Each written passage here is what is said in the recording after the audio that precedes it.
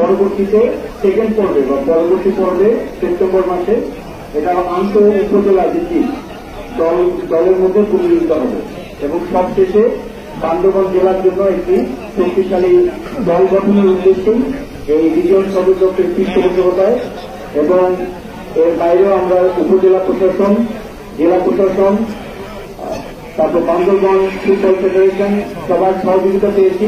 এখানে আন্তরিকভাবে আমি সবাইকে ধন্যবাদ জানাচ্ছি এবং আমাদের সামনে প্রতিযোগিতা এইগুলোতে যাতে নিরবচ্ছিন্নভাবে আমরা সুষ্ঠুভাবে শেষ করতে পারি এই আশাবাদ ব্যক্ত করে আজকে জেলা রিজিয়ন ক্লাব ফুটবল প্রতিযোগিতা প্রথম পর্বে বান্দরবান সদর উপজেলা খেলার শুভ উদ্বোধন ঘোষণা করছি।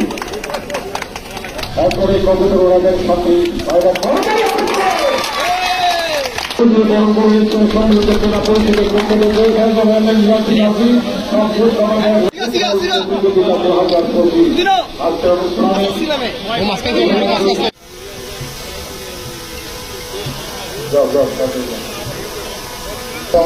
যাদব রাজার জন্য শুভকামনা রইল।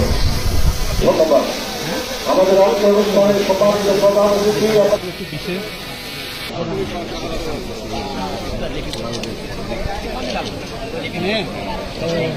করে আসতে বলেন।